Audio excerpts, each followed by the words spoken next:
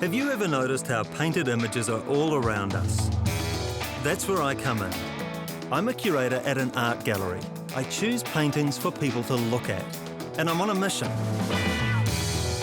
to show you why looking is worth it, to show you why painting matters.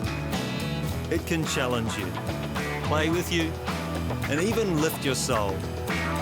Come with me on this journey through art and you'll see the world through new eyes. When you think about it, we've all been given a pretty short time on this planet. So why should we use it to look at paintings? From day one, the clock is counting down. We try and fill each moment with as much as possible. And quite often, spare time seems like the greatest luxury of all. For most of us, living in cities, working 9 to 5 or longer, terminally distracted by all of this, how do we find a clearing in the chaos? How do we find that moment of quality time?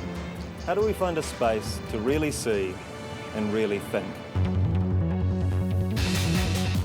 It's a fast-paced world out there. And when we visit big cities, there seems to be even less time for everything.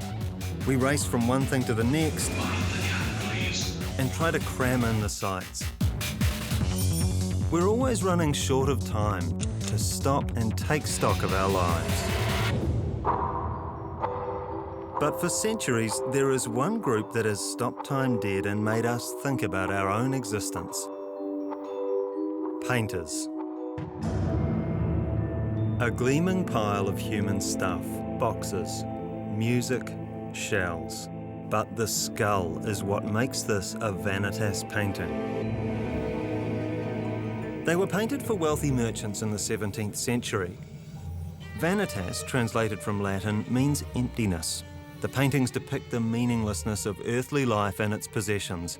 We can't take it all with us when time runs out. In today's rapid-fire world, some painters address these old-time themes in new ways. Faced with things that move very fast, they make paintings that move very slow. But to appreciate these paintings, one thing you cannot do is rush. So this is a story about the dangers of rushing and the pleasures of taking your time. I was on my way to see a show. I was rushing in and flying out in one day. And it was an exhibition by an artist who makes time. Legendary Polish painter Roman Opałka. The room was filled with canvases covered in numbers, as if Opałka was a timekeeper, counting patiently with the brush. But I felt impatient. I found it hard to locate the slower gear that those paintings required. And in fact, I began to feel a little bored. Before long, I was out of time and dashing for the airport. But as I waited for my plane, sitting still at last, I got thinking about the paintings. About the moments that add up to a life. About the numbers we live by, the minutes in a day, days in a year. About Opałka counting out every moment like a precious thing. Suddenly, his paintings felt hugely poignant and profound. In a simple way, this was an artist asking that dizzying, fundamental question. How much time do we have?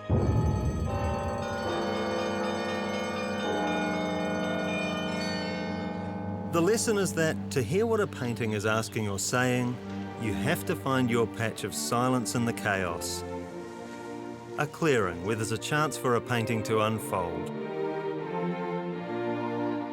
Some of my best gallery-going encounters have occurred on days when a meeting has been cancelled or a flight's been postponed, and I've found myself with a couple more hours than expected. Not enough time to plan some major cultural encounter, but enough time to slow down, go somewhere that feels a world away from the city, a place where the normal rules of rush don't apply. And the painters I'm drawn to on those days don't portray big historical encounters or earth-shaking events. They portray moments of still time in ordinary rooms. Now, this work by the French intimist Pierre Bonnard is exactly that. Bonnard is called an intimist because he painted intimate, everyday scenes. His gift was to make ordinary moments extraordinary. In the window, the least promising things spring to life. Colour seems to pulse through the tablecloth, the shutter. Out the window, everything wobbles as if melting in the heat. And barely visible, the painting's subject takes it all in. It's an ordinary day, ordinary room, an ordinary moment. But Bonnard takes that moment, he stills it, and he ensures, with those wobbly outlines and that slow-burning colour that is his trademark, that this intimate moment is kept alive.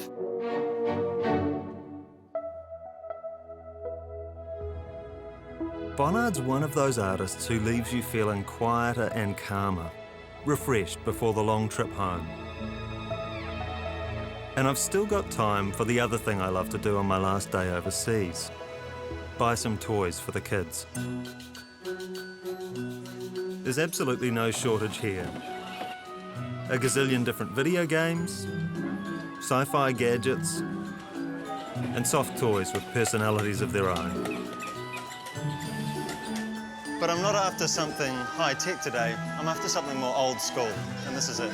Sometimes old school is the freshest thing around, and it doesn't come fresher than French painter Chardin, who made paintings of children immersed in moments of stopped time. My favourite is Soap Bubbles, painted 270 years ago. A young man leans on a windowsill with a glass of soapy water, blows gently through a straw and produces a gleaming bubble. It takes a moment to notice the younger boy peeking over at what his brother has made. We feel the little boy's desire to see. He wants to witness the small miracle of the bubble before it disappears. And Chardin's worked his own small miracle as well, conjuring a soapy sphere with a few strokes of white. A moment caught and held.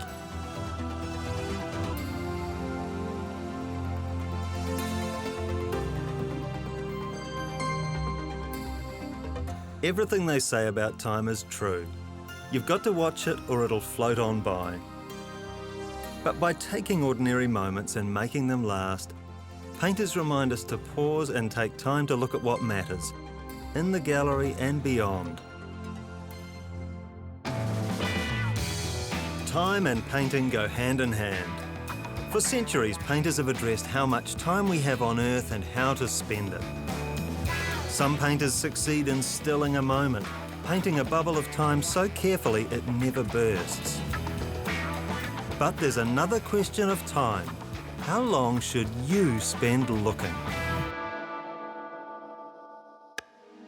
Every day of the week, every hour of the day, everyone's leading a busy life. The speed and the bustle have a way of distracting us from some of life's simplest pleasures. And of all those pleasures, looking at paintings is usually way down the list. So many things are saying, fill your day with me. I get to the top of this escalator, am I going to check my emails, take the dog for a walk, have some fun with the kids? Which one do you choose? And painting, poor, modest, quiet painting, doesn't seem very urgent at all. But that's the point. Painting doesn't hit us hard and fast. It filters in, it takes its time. For me, museums and galleries are like time machines. We rush in out of the ordinary world and find ourselves surrounded by some of the slowest things around, paintings. And something happens. We slow down to look, because paintings have the power to talk to us across time. And the maker of this painting is almost 300 years gone. Yet when I step up to this floral still life, it feels as though he's only 30 centimetres away. It's as if the artist is talking to me 300 years into the future. And the way he caught my attention, the way he called out to me, was with detail. Now that I'm looking, I notice he's built his bouquet from flowers that bloom in different seasons. It's an arrangement that would never occur in nature. Another trick of time. The longer you look at a painting, the more you start to see in it, which raises big questions. Like exactly how long should you spend looking at a painting? Will 5 minutes give you all you need? Now, whenever you ask these questions, someone turns up and unfurls a sheet full of depressing statistics. The average viewer spends 5 seconds with a painting. The average viewer spends 26 seconds with a painting. And what I hate about these statistics is that they leave out two crucial things: how intense the experience is and how long it keeps percolating in memory. Some paintings grab you straight away, while others don't. At first glance, I don't see a lot to look at here. But before moving on, you've always got to ask, what game is this artist playing? What rules is this particular painting playing by?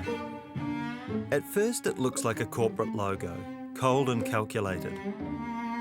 But when I spend a little longer, I start to see more. Like how the artist, Gordon Walters, makes each form flow into the one below. There's more here than I first thought, but I'm still not convinced. Is this a game I want to keep playing? Is it worth the time? I take a third look, because that's part of the game, and that's when I start to see all sorts of things. I notice how all the shapes are working together. Colour moves down through a gap and spreads outward, creating a calm, tidal rhythm, constantly changing but perfectly balanced. By looking not once but 3 times, I've discovered this painting isn't cold at all. It's revealing something much bigger about life, harmony and change. Taking time with paintings is hugely rewarding. And often the biggest rewards come from paintings that don't shout to be looked at.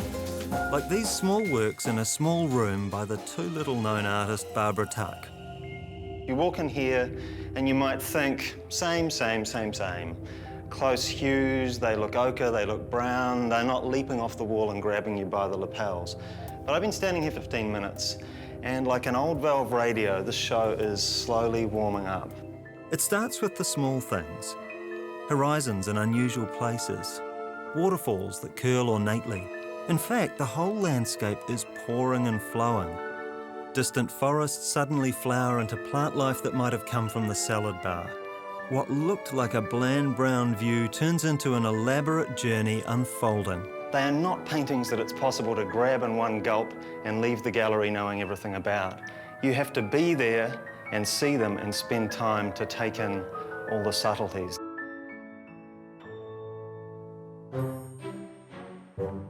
If you still need convincing that taking time matters, then let's go and see one of New Zealand's most practiced makers of paintings that take time. Michael Smither often spends months on a single painting, catching moments that usually flit past or fade away. He's also spent lots of time looking at painting and is especially enchanted with one by 19th century Frenchman Georges Seurat. We have here the painting itself, a Sunday afternoon on Le Grand Jatte. What took you to this work? Why this work? At the time, I had a friend who was an artist who lived in Chicago, and this happened to be in Chicago. So I talked her into letting me use her flat and went down to the gallery every day. So you were just sitting and looking at this work? I spent 2 weeks with it. 2 weeks? Roughly, just about every day. To me, it was a painting which was a very, very skillful composition and involved everything that he knew about art he put into this painting. I mean, he could compose paintings like nobody else could. That, I think, is the thing that I learnt most from Seurat. Seurat captures an everyday moment like no one before. And what makes this painting sing is his use of colour. From a distance, his waterside scene is perfectly ordered, carefully composed. But come in close and every object atomises into countless dabs of colour, thousands of swarming, swimming dots. After having seen this picture, my life changed as an artist, you know. Michael came home with fresh eyes for the ordinary world. In his series after Seurat, he celebrates Seurat's technique, plunging the eye in bright colours that evoke light playing on a local waterside. My idea for an art gallery, for instance, in New Zealand would be to build one art gallery and then buy this painting and put it in it, and that would be it. Paintings of everyday scenes have the power to unfold into something profound. And inside this old building is such a painting. It's a big portrait by artist Jude Ray. And the silent star of the painting is this woman, Nada.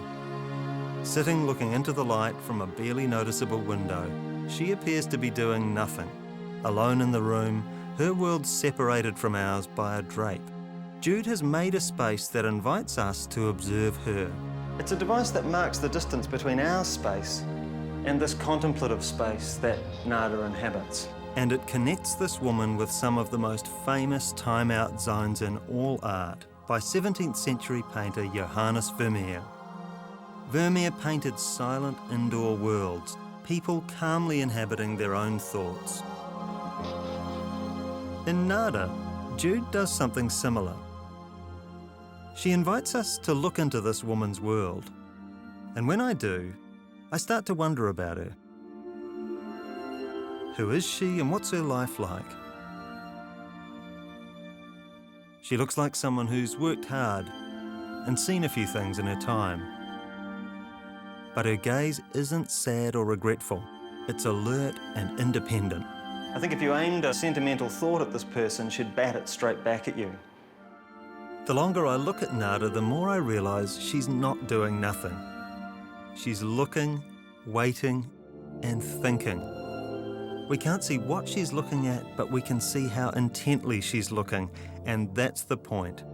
What matters is the way we look at things, the quality of our attention, the time we take to see.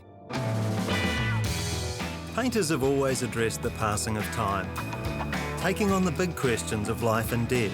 They also love to still time, holding on to tiny moments forever.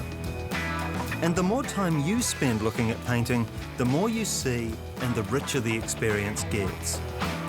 But the big question is, truly and finally, how do you look at a painting? Our journey through the art world is nearly over and we're back where we started, at Christchurch Art Gallery. The art world might have seemed like a baffling place back then, but if I've done anything right, you should feel like your art journey is just beginning. But before you get up and get looking, here are a few tips about how to look at a painting. Fill your own art room, that space we all have within us for the paintings that have changed us. The fuller your image banks are with paintings you remember, the richer your responses will be to new ones. Your art room is where you store memories of your favourite paintings, paintings you associate with moments in your life. It could be a portrait that reminds you of someone close, a landscape that brings back your favourite holiday, or a vision that's like somewhere you dreamed of. Remember, there's often more to see than you might think. So if you're troubled by a lack in a painting, a lack of detail, a lack of colour, ask yourself what the artist was inviting you to notice in its absence. So when there's not much there, no tree, no face, no storybook image, take a moment to consider what is there. Instead of worrying about the meanings hidden behind the surface, look hard at the surface itself and you'll start to see richness, variety, shadow and light where you least expected it. Observations before opinions. Instead of rushing in and saying, what do I think of this work of art, ask yourself what you notice. When this painting first went on show, people were scandalised. They said it was a total blackout. But get close to that surface and you'll see that Colin McCann has graded his greys and beautifully blurred those blacks, evoking a view from the window of a moving car through Northland as the light begins to fade. One painting, seen well, beats dozens seen in a state of perspiration, frustration and rush. And remember that it won't all be good. Ugh. If a painting's giving you nothing, there's no shame in turning your back. Remember though, that if you don't occasionally wade through art's lows, you're hardly qualified to register the highs. Trust your own impressions. If all a painting does is remind you of something personal, that's a great thing. So if you come into the gallery and these two people and a painting from hundreds of years ago by Rayburn remind you of Auntie May and Uncle Fred, all well and good. And leave your preconceptions at the door, because painting often turns up where you least expect it. And when it does, it won't always look like painting. Like these stairs. It might not be on canvas. Painting's a permanent work in progress, and there's no telling where it will flow next. Please. Look for connections between the old and the new. This painting by Bill Hammond from the 1990s is based on one by Bruegel from the 1550s. But what matters is not that one belongs in the historical camp and the other in the contemporary. What matters is whether a painting is alive or not alive whenever it was made. Respect the thing. The thing is the painting. It's the physical thing the artists labour over. And the artists are why we're here. They are the makers in a world of ways. From bodies to faces to places. And they delve deep, taking on big questions like religion and humanity's place in the world. They try to capture the spirit of place, the hidden shapes of nature, the play of life. Paintings can be playful, experimental, and they can be ambitious, trying to shout loudly and take on the world's problems. But when the makers put away their brushes, the painting still isn't finished. It takes two people to complete the work of art. The other person needed is you. If there's one final lesson to take away, it's this. Take your time. It takes time to find a painting worth looking at, and it takes time to feel your way into the world of that painting. But that's the point. Painting isn't something to be solved and shelved and put away before you move on to more urgent items of business. It's a way of coming to your senses, tuning up your vision, staying open and alert to the world. And the things that matter in the world can often drift on by if you're not paying attention. But in comes the painter, quietly gets our attention and says something simple and profound. Look at this. Take the time to really look, and you'll see the world through new eyes. Okay, bubble guys.